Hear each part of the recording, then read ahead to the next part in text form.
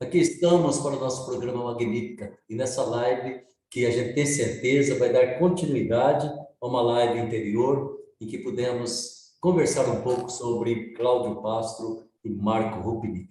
Dois homens, dois artistas que estão deixando a sua assinatura, a sua fé, a sua piedade aqui nas paredes internas e externas do nosso Santuário Nacional.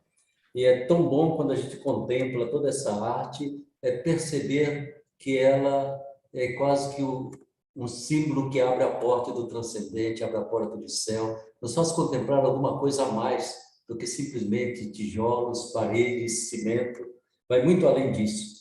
E a alegria de continuarmos, então, com esta live, tenho certeza que você vai aproveitar ao máximo, né? Que Nossa Senhora nos abençoe nesse momento, que ela nos acompanhe, nos inspire, e a alegria de termos mais uma vez duas pessoas tão importantes que já aprenderam a contemplar isso aí, vão partilhar com a gente, que é o querido Padre Valdivino Guimarães, missionário redentorista, meu confrade, mestre em teologia dogmática, está se especializando em Mariologia, já vai para o doutorado, já fez seu mestrado no Mariano de Roma, né? E ele é agora membro do Conselho Diretor da Academia Marial e também é, digamos, seu coordenador da assessoria teológica da Academia. Valdivino, seja bem-vindo. Muito obrigado, Padre Ulisses. Mais uma vez é uma grande alegria estar com todos vocês. Muito obrigado. Isso. E a alegria também de ter essa querida irmã Vilma de Tomásio, né? Vilma, seja bem-vinda, você que é também doutora em Ciências da Religião pela PUC, membro do Conselho Diretor da Academia Marial, o mais importante é esse membro da Academia Marial, mas principalmente é uma mulher que ama essa mulher que Deus nos deu, Nossa Senhora, de todo o coração, ama a arte, né? Eu continuo admirado e ando aquilo lá, mas seja bem-vinda, Vilma, para esse momento de conversa, bate-papo, mesa redonda que estamos fazendo aqui, através do A12. Boa tarde a todos. Muito bom estar aqui novamente, Padre Ulisses e Padre Valdivino. Muito bom mesmo. Isso. E eu acredito que esse bate-papo não vai depender de mim, vai depender de vocês dois, por favor, né? Eu quero que vocês dois... Padre Valdivino, ele tem assim um olhar já de bastante tempo contemplando essa arte do nosso querido Cláudio Pastro. Nós já fizemos algumas magníficas com ele. E Vilma, então, vem acompanhando não só Pastro, mas também Rupnik. Ela conhece bastante da alma desse homem e pode partilhar conosco. Eu gostaria que a gente pudesse, mais uma vez, Vilma, contemplar essa fachada norte do Santuário Nacional, uma obra-prima que eu não me canso de contemplar, né? E olhar essa dimensão do feminino. E quando eu falo feminino, eu penso em Nossa Senhora, tá bom? Mas eu gostaria que vocês pudessem partilhar um pouco de tudo aquilo que toca em vocês, né? Seja da arte como tal, seja do artista. Porque por detrás da arte está o artista, está a sua concepção, a sua piedade, a sua fé, tudo aquilo que é a vivência de um homem como Cláudio Pastro, como Marco Rupnik, e que se expressa, se concretiza exatamente nas obras que eles já realizaram e agora estão realizando, o Rupnik está realizando aqui no Santuário Nacional. Gostaria que o Valdivino pudesse começar já fazendo alguma consideração exatamente que impressão que me causa exatamente essa fachada norte e como que eu vejo, né, nessa fachada norte essa delicadeza de Rupnik, né, em relação ao feminino, em relação a Maria. Alguma consideração assim bem geral que você pudesse fazer, Valdivino? Como nós sabemos, Padre Ulisses, isso já está muito bem claro para todos nós e para o povo de Deus em geral, que a palavra de Deus ela está estampada na fachada norte. E diante dessa situação, nós somos convidados a contemplar, antes de adentrar o espaço sagrado, que é a Basílica, a fachada, como o Rupnik sempre diz, a Vilma vai nos ajudar a entender isso melhor daqui a pouco, através das figuras que nós selecionamos.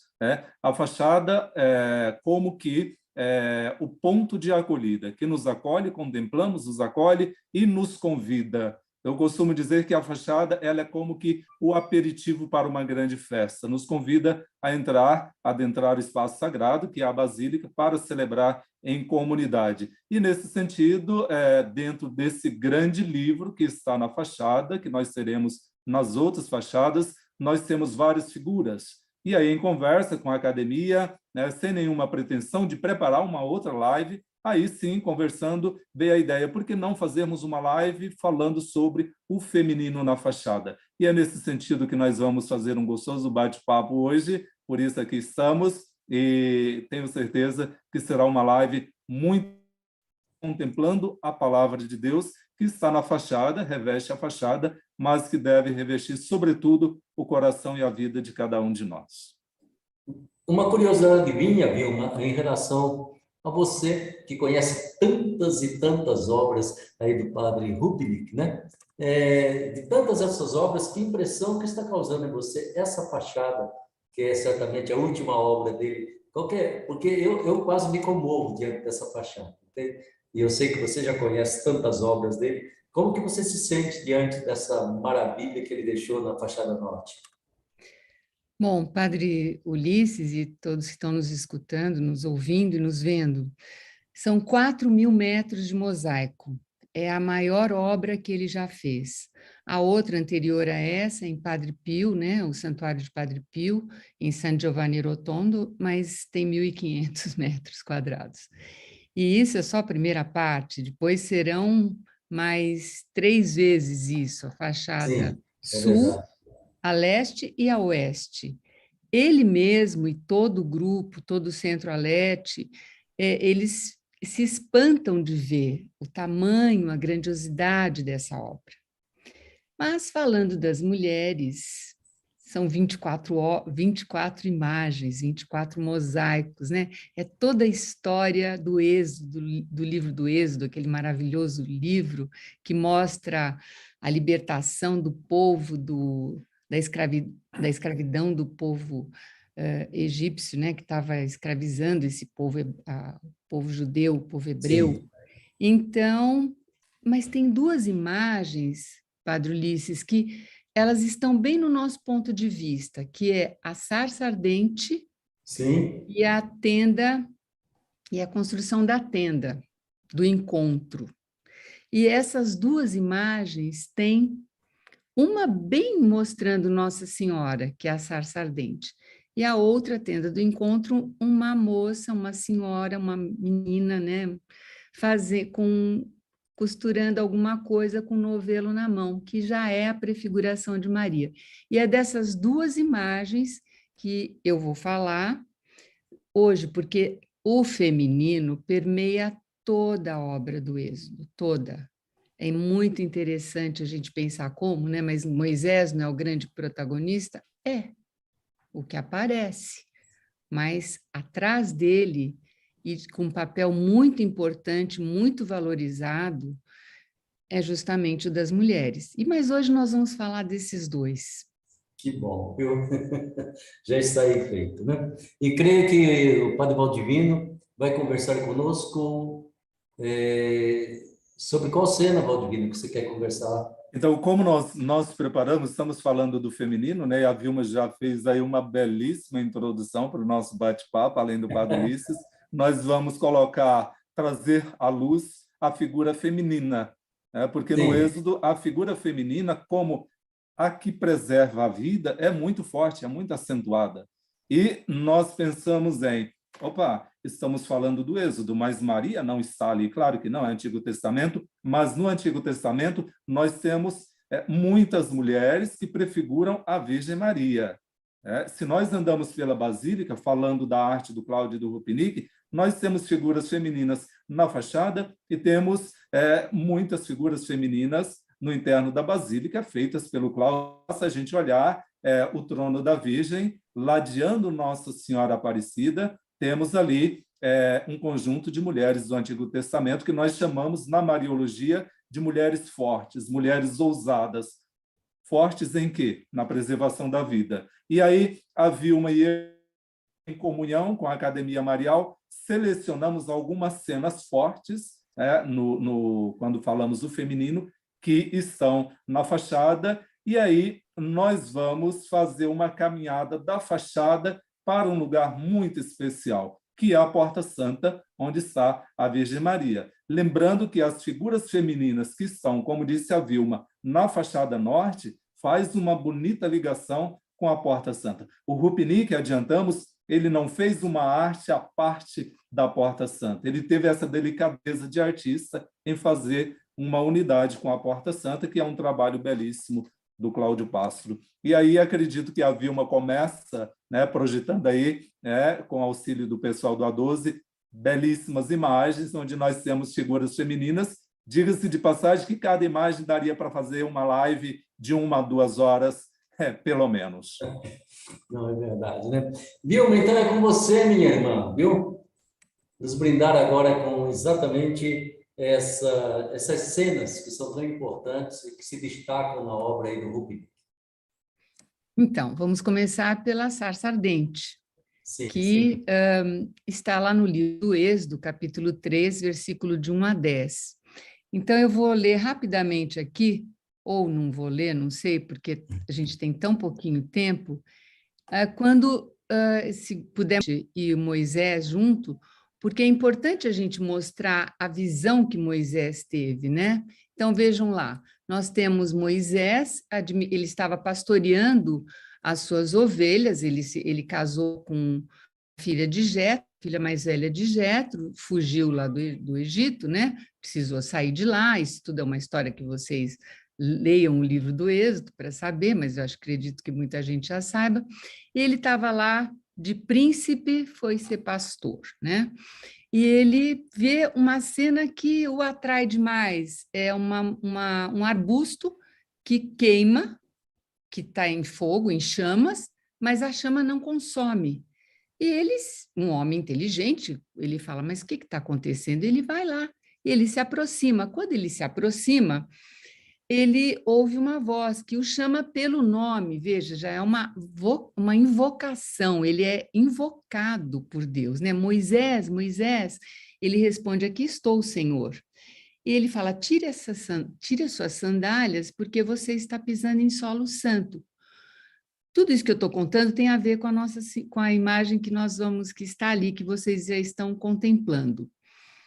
Vejam, quando o mundo é feito de... A gente pode dizer que existe uma tríade. Que tríade? Deus, a criação e o homem. Nesse momento, nós temos o homem, Moisés, a criação, que é a sarça, e Deus. O fogo não é um fogo físico, né? A gente fala que é o fogo ali do Espírito Santo, porque não se consome. Se fosse um fogo físico, a plantinha já estaria toda queimada, seria cinzas, né? Então, ele tira as sandálias. Por que ele está em solo santo? Porque junto com Deus, em comunhão com Deus, com o Senhor, ele não precisa de proteção. Ele não vai ser picado por escorpião, não vai ter perigo de cobra, ele não precisa de uma proteção, ele já está protegido. Então, quando ele é invocado, ele pergunta, né? Deus fala, eu sou o Deus de Abraão, de Isaque e de Jacó. Veja, eu sou o Deus de Abraão, eu sou o Deus de Isaque, o Deus de Jacó. Isso quer dizer que Deus é um Deus pessoal, é um Deus concreto, é um Deus que está junto, é um Deus que está em relação. E essa relação, a vinda do homem, de Deus para a humanidade. E quem vai tecer essa carne? Quem vai trazer isso para nós? É justamente a Virgem Maria. Então, os pais da igreja, Padre Ulisses, os primeiros pais, isso não foi uma invenção do Padre Rupnik, não é uma invenção do Centro-Leste. Os primeiros pais já prefiguravam na sarça ardente a Virgem Maria, porque ela traria, porque primeiro Deus era um diálogo, né? Era Deus falando aí com Moisés, depois ele vai vir. Então é Deus ele estará aqui presente no meio de nós, né?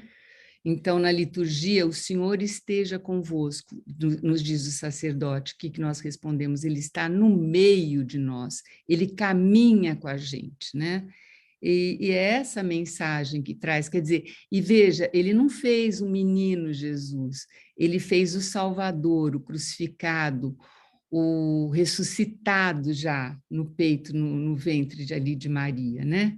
Então, essa imagem que está bem à vista dos romeiros fala toda essa maravilha. Que bom, né, Vilma? É tão bonito. Eu sempre fico assim, diante dessa sarça ardente, eu fico assim, encantado, né, percebendo como que ele consegue passar para nós exatamente essa sensação de uma presença, de tudo aquilo que Deus iria realizar, ele já sintetiza, ele já coloca ali, sem que o próprio Moisés jamais pudesse desconfiar disso, a mensagem iria atravessar milênios e chegar para frente. Eu acho que essa impressão não é o Valdivino, é aquela que impacta a gente de alguma forma, né? Sem dúvidas, Padre Ulisses. Eu, quando eu fiz Mariologia, a gente pega os pais da igreja, porque temos um curso chamado o curso de patrística, né? Os pais da igreja, como disse a Vilma, que fazem alusão à Virgem Maria e caracteriza a Virgem Maria com algumas, como, por exemplo, a Virgem Maria como a terra trabalhada, o jardim trabalhado por Deus, e também a Virgem Maria, que tem como prefiguração a sarça ardente, como disse muito claro a professora Vilma, e lembrando que a sarça ardente, que não se consome, faz alusão profundamente à virgindade da Virgem Maria. Assim como ali na sarça há a presença de Deus, que não permite com que o arbusto se consuma, a Virgem Maria, quando o Espírito Santo baixa sobre a Virgem Maria, nada faz com que a virgindade da Virgem Maria seja corrompida. Então, veja a beleza, né? Como disse o Padre Ulisses, o olhar da gente salta diante da fachada. Quando eu visitei pela primeira vez a fachada, e aqui está a minha cena preferida. Então, a fachada toda é bela, mas a cena da sarça, para mim, ela fala muito, porque é um santuário mariano, e ali está, sobretudo, podemos dizer, o dogma, né? O ensinamento da Igreja sobre a virgindade da Virgem Maria. Olha que bom que vocês vão ajudando a gente. Eu fico sempre imaginando, é tão bom que o peregrino também perceba que não é apenas aquilo que a gente vê, né? É aquilo que está por detrás daquilo que a gente vê, que é uma mensagem muito maior do que todos os mosaicos que estão ali tão maravilhosos, mas vai muito mais fundo. Aí, Vilma, contemplando onde mais encontraria essa presença do feminino e principalmente essa indicação quase da presença de Maria. Um outro mosaico que está bem na visão do público, dos romeiros, né, que o romeiro pode ver, pode tocar, é a construção da tenda do encontro, né? No capítulo 26 lá do Êxodo, no capítulo 31, a gente lê que Deus pede para construir uma cortina. É muito mais comprido, mas eu vou falar pouquinho, porque é só para dar um toque, né? E pede essa cortina, ele está escrito exatamente assim, eu quero ler como está na Escritura. Farás um véu de púrpura violeta, púrpura escarlate e de carmesim. Quer dizer, são 3 tons de vermelho. Se aproximar a imagem ali da construção da tenda, a gente vê Moisés olhando lá um pergaminho como se fosse uma planta, ele vendo se está tudo direitinho, se estão fazendo exatamente como Deus pediu, né? Porque Deus dá todas as indicações, os mínimos detalhes, né? Só que o véu, ele pede para ser, ele faz muito específico. Então, são 3 cores de vermelho. Por quê? Essas cores são as cores da carne. E quem vai tecer a carne é justamente Maria. Então, vocês vejam que um mosaico está ligado ao outro, não tem um mosaico desligado do outro. Percebe, Padre Valdivino, Padre Ulisses, as 3 cores do vermelho? Sim. E o novelinho na mão da tecelã, da Maria Tecelã, né? Que já é uma prefiguração, quer dizer, a carne que depois esse véu será rasgado quando? Que vão poder juntar as duas tendas, né? Quando ele for crucificado, quer dizer, não vai ter mais segredo, tudo será revelado. Então, não tem nada que esteja fora das escrituras, nada que foi invenção do artista, que foi criação do artista, é tudo muito bem elaborado, tudo muito bem pensado, muito bem rezado, né? É uma arte espiritual. Agora, eu recomendo rapidamente, Padre Ulisses e Padre Valdivino, que as pessoas leiam o livro, porque são as explicações do Padre Rupnik, né? E justamente a capa é a sarça ardente, dessas 24 cenas, né? Desses 24 mosaicos.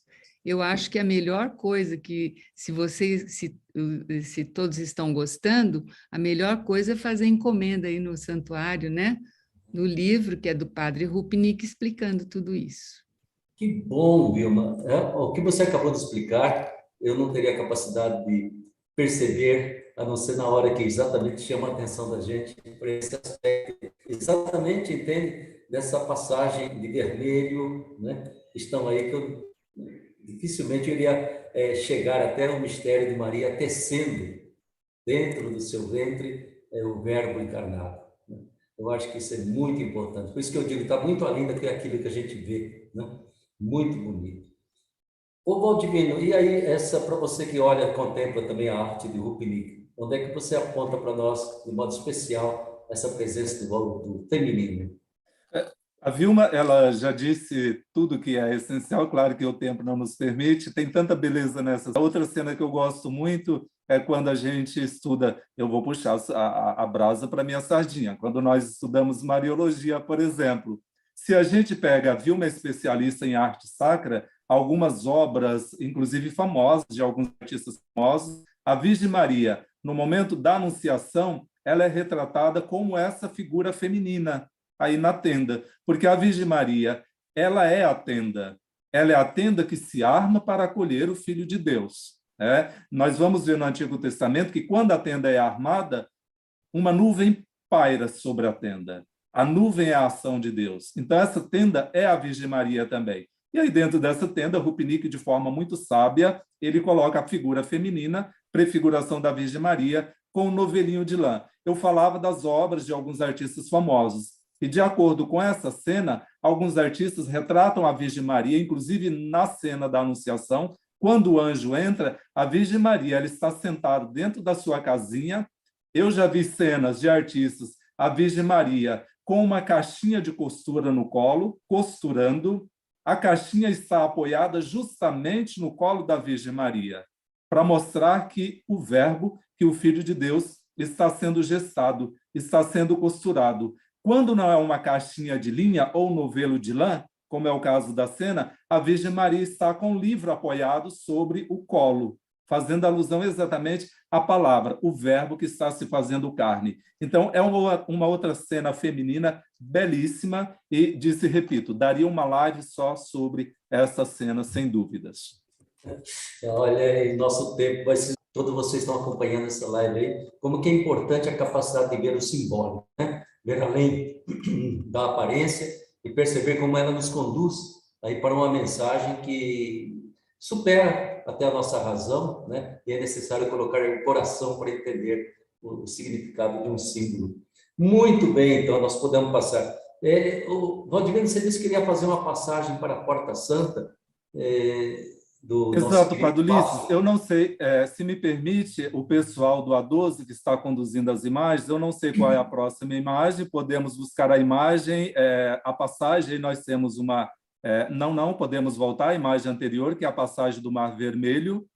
Ali nós vemos que é a última cena, a última cena porque, para aqueles que não sabem, devemos contemplar a fachada da Comoeira para baixo. E a gente vai passando de cena por cena até chegar nessa cena que nós estamos vendo, que é a passagem de Moisés no Mar Vermelho com um grupo não, uma família. E é interessante a gente perceber que essa família ela tem traços das raças humanas. Rapidamente a gente pode falar sobre isso e onde é que nós temos uma sintonia entre os dois artistas na Basílica. Em uma live passada eu falava dos 4 anjos que o Cláudio coloca no baldaquino, onde esses anjos retratam as raças humana. Isso é interessante ver nessa cena. E rapidamente, porque o nosso tempo vai já vai adiantado, nós vemos uma cena da passagem que podemos dizer é uma cena pascal. É uma Sim. cena da dificuldade, é a ceia da passagem. É por meio do sangue do Cordeiro que todos foram salvos. Por isso, é uma cena pascal. O sangue do Cordeiro, na noite de Páscoa, é eficaz para a passagem do Mar Vermelho. E aí é bom a gente destacar que o Rupnik ele destaca nessa cena 2 etapas importantes para a caminhada do povo de Deus em busca da Terra Prometida.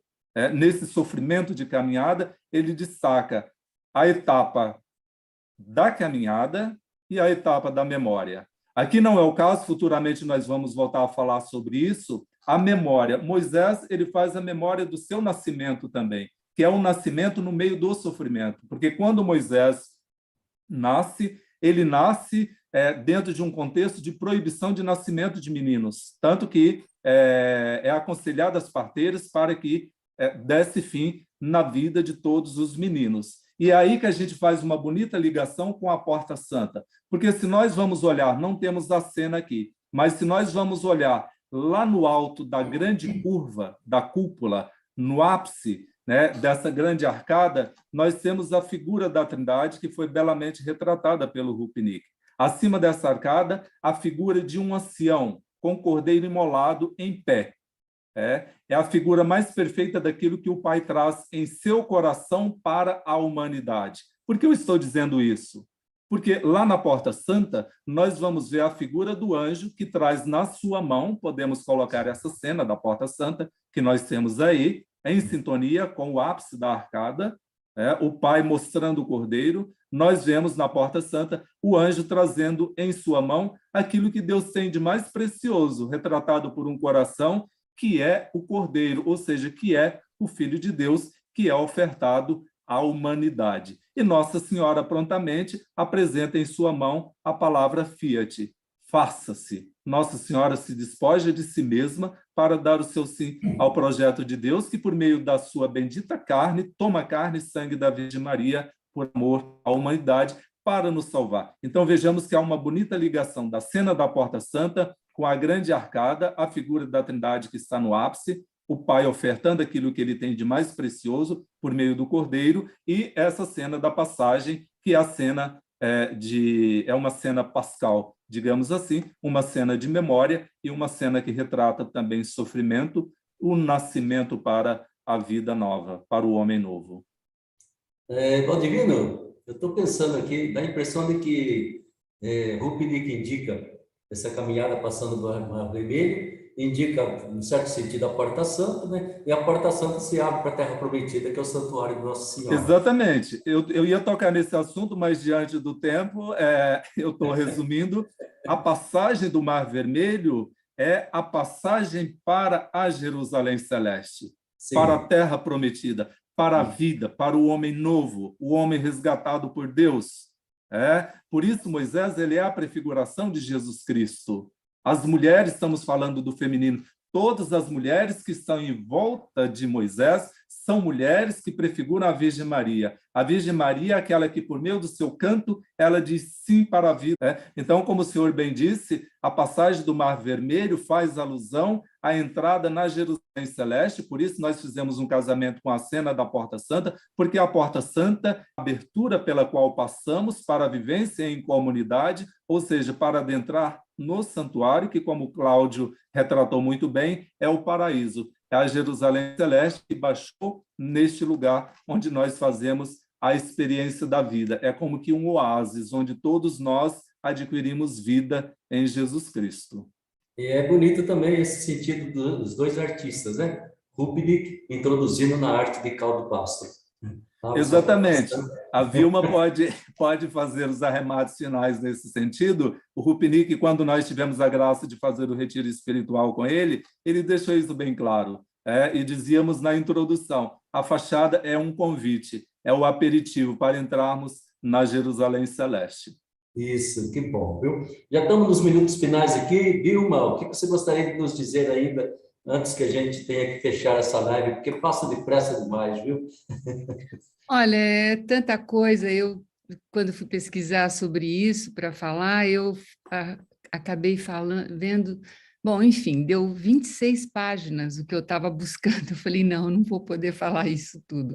Eu resumi o máximo que eu pude resumir, procurei fazer uma síntese, né? Sim, Mas o que é mais importante, eu acho que de tudo isso, é que Maria, ela sintetiza algo muito bonito, muito, porque Deus se apresenta, ela acolhe, e quando o homem acolhe, ele se transfigura. Então, se transfigurar é estar com as vestes de Deus, a veste da glória, a veste da luz, né? Então, essa é a verdadeira transfiguração que cada um de nós pode ter, né? Por quê? Porque ela falou sim, ela acolheu. E no acolher existe a transfiguração. Por isso que ela é a Nossa Senhora, né? Nossa mãe. que bom, Mãe muito de Deus e obrigado. nossa. Que bom. Muito obrigado, minha irmã. Que bom a sua partilha, viu? Mas a gente vai ter muitas outras ocasiões. A partir dessa fachada, você não terá sossego. Estará sempre sendo incomodado, se Deus quiser, né? Bom, Divino, você também muito obrigado, meu irmão. O que é que você gostaria de encerrar essa nossa live? O que é que você gostaria de dizer para a gente? Parece-me que você também está partindo agora para a Europa. Como é que é essa história? O que eu gostaria de fazer como consideração final, a professora Vilma já disse, né, a beleza do feminino na fachada norte, que é a prefiguração da Nossa Senhora, como nosso povo a chama, né, da Virgem Maria. Isso, para mim, para todos nós, né, é um grande presente, como dizíamos, é a palavra de Deus ali escancarada. É uma carta de amor que Deus nos escreve por meio da fachada para que possamos nos colocar diante dela e contemplar a beleza que Deus faz na vida através daquelas cenas. Como o senhor perguntava, eu estou me preparando para partir daqui a pouco, se Deus quiser, para os estudos, e é uma missão que foi pedida a mim, e como o senhor bem sabe, nos pedem missões que às vezes a gente não pode dizer não, então no tempo de Deus, eu deverei partir para o doutorado, se ele Que assim bom. permitir. Nossa, que Nossa Senhora seja a sua professora, viu? Para você Sempre, botar no sempre foi doutorado e Maria sempre será, Santíssima. se Deus quiser. Quem faz Mariologia, principalmente, viu? Tudo bem, todos os ramos da teologia são importantes, mas quem faz Mariologia ou volta um pouco mais santo, ou não fez curso de Mariologia. A verdade é essa. Tá aí, minha gente, que pena, não é mesmo? Mas, olha, eu acho que é muito importante que vocês olhem realmente esta palavra de Deus que vai revestir na nossa basílica, aquela que já está dentro, que muita gente não para contemplar, mas é realmente, entende, uma evangelização que acontece, uma evangelização bonita, cheia de arte, né? E isso é tão importante que a gente procure conhecer. Graças a Deus nós temos tanta gente que hoje já se dedica, se debruça sobre tudo isso e pode partilhar com a gente. Não somente a Vilma, eu estou aqui com o nome do Felipe Kohler também. Aliás, ele vai fazer uma live no sábado, dia 9 de abril, acho que é isso mesmo, sobre o pensamento de Marco Ivan Rupnik. E se você quiser participar, você pode participar pelo Instagram, pelo Facebook, basta colocar aí @editora Carpintaria, eu acho que é editora de São José, não sei. @editora Carpintaria, e você poderá participar dessa live com o Felipe Kohler, né? Mas muito mais vezes nós vamos estar aqui no nosso Magnífico e também em outros momentos conversando, nos debruçando sobre a maravilha dessa arte. E vai aqui já um convite para você. 15º Congresso Mariológico está às portas, de 31 de maio até o dia 3 de junho. O tema é belíssimo, a Virgem Maria, nossa irmã, no caminho sinodal da Igreja. A gente conta com você. Faça aí a sua inscrição pelo Congresso Mariológico, né? E uma novidade, então, para hoje. Até à meia-noite do dia de hoje, 31 de março, quem se inscrever vai ter 10% de desconto. Aproveite então, viu? Inscreva-se, coloque na forma de pagamento depósito, que aí o pessoal aqui da academia já vai saber e vai dar o desconto para vocês, tá bom? A gente agradece a sua atenção, agradece mais uma vez, Padre Valdivino, Vilma, e nós contamos sempre de que aquilo que fazemos para Nossa Senhora é sempre um caminho que nos leva a Jesus. Só Ele é o Mestre, só Ele é o Salvador, só Ele nos dá a abundante redenção, e é a partir de mãos dadas com Maria que nós nos aprofundamos no mistério da Trindade Santa e dessa comunhão de que o Padre Rupnik tanto sonha, não é mesmo? Que envolva a humanidade toda. Essa comunhão do Pai, do Filho e do Espírito Santo. Um grande abraço. Fique com a bênção da Mãe Aparecida e muito obrigado pela sua presença e sua participação.